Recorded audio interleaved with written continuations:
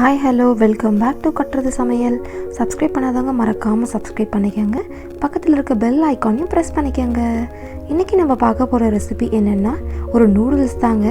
அது எப்படி சாஸ் எல்லாம் போடாமல் நம்ம பவுடர் போட்டு செய்கிறதுன்றதை இன்றைக்கி நம்ம பார்க்க போகிறோம். பாருங்கள் எவ்வளோ சூப்பராக இருக்குது. இப்போ ஒரு கடாயில் கொஞ்சம் தண்ணி வச்சுருக்கேன். அது நல்லா கொதிச்சிட்ருக்கு. இப்போ இந்த கொதிக்கிற டைமில் நம்ம அந்த நூடுல்ஸ் சேர்த்துக்கலாம்.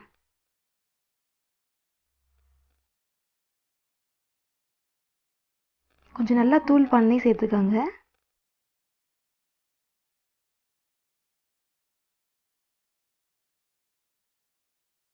பார்த்தீங்கன்னா நான் இப்போ இந்த மாதிரி சேர்த்துக்கிறேன். சேர்த்து இது ஒரு 5 to 10 minutes இதை நல்லா பாயில் பண்ணுங்க.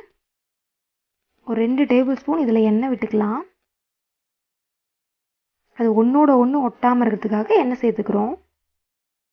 கொஞ்சம் உப்பு, இந்த நூடுல்ஸ் தேவையான அளவு உப்பு இதில் சேர்த்துக்கலாம். இந்த மாதிரி நல்லா மிக்ஸ் பண்ணிவிட்டு மூடி போட்டு மூடி வச்சிடலாம்.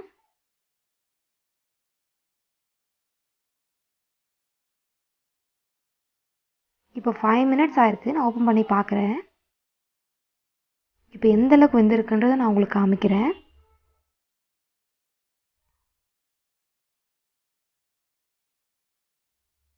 பாருங்கள் நல்லா பஞ்சு மாதிரி வெந்திருக்கு.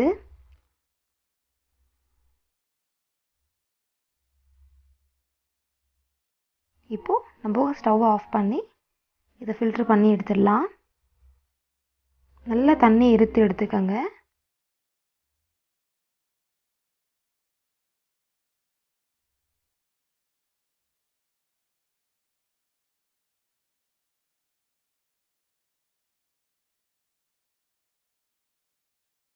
ரொம்ப ரொம்ப டேஸ்ட்டாக இருக்கும். கண்டிப்பாக ட்ரை பண்ணி பாருங்கள்.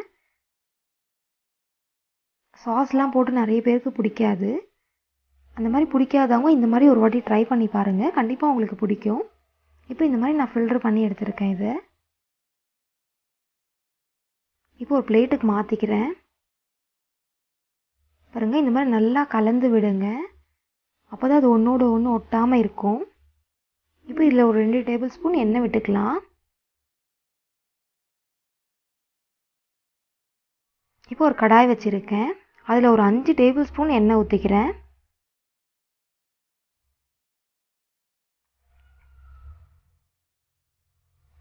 இதில் கொஞ்சம் எண்ணெய் கொஞ்சம் ஜாஸ்தி சேர்த்தா ரொம்ப நல்லாயிருக்கும். ரொம்ப கம்மியாக சேர்த்தா ரொம்ப ட்ரையாக இருக்கும். அவ்வளோ நல்லா இருக்காது. இப்போ 2 பச்சை மிளகா கீரி எடுத்துருக்கேன். அதையும் இதில் சேர்த்துக்கலாம்.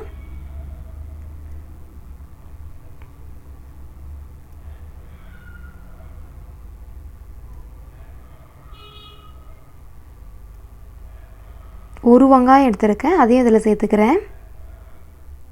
ஒரு வெங்காயம், பெரிய வெங்காயம், அதை கட் பண்ணி இதில் சேர்த்துருக்கேன். இப்போ இதில் கொஞ்சம் உப்பு ஆட் பண்ணி நல்லா வதக்கிக்கலாம்.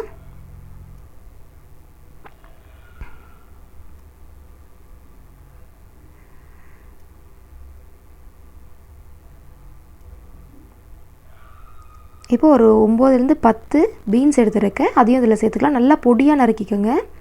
கேரட், ஒரு கேரட் எடுத்துருக்கேன்.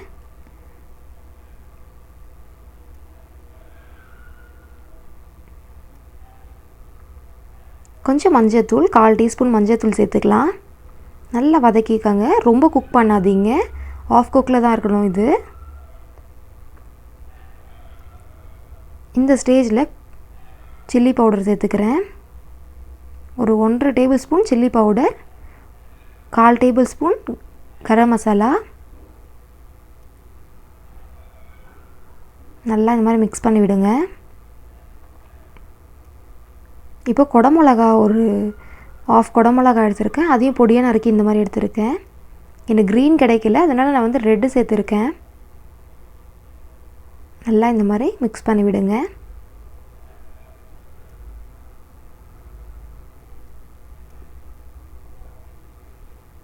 பார்த்திங்கன்னா இந்த பவுடர் தாங்க மேகி மசாலா. இது நூடுல்ஸ் பவுடருன்னே கிடைக்கும். இந்த பவுடர் தான் நம்ம இதுக்கு ஆட் பண்ணுறோம். ரொம்ப டேஸ்ட்டாக இருக்குங்க இது. இப்போது அந்த நூடுல்ஸை இதில் ஆட் பண்ணிக்கலாம்.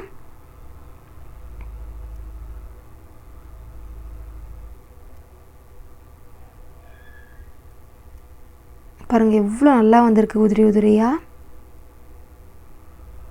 இப்போ நல்லா கலந்து விடுங்க. ஸ்டவ்வை சிம்லேயே வச்சுக்கோங்க, ஃபுல்லாக வைக்க போகாதீங்க.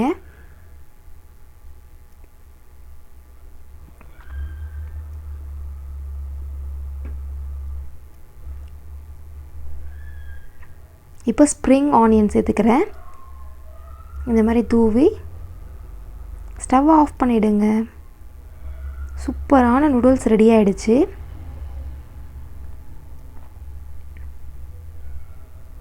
கண்டிப்பாக உங்களுக்கு பிடிக்கும்னு நினைக்கிறேன் ஃப்ரெண்ட்ஸ்.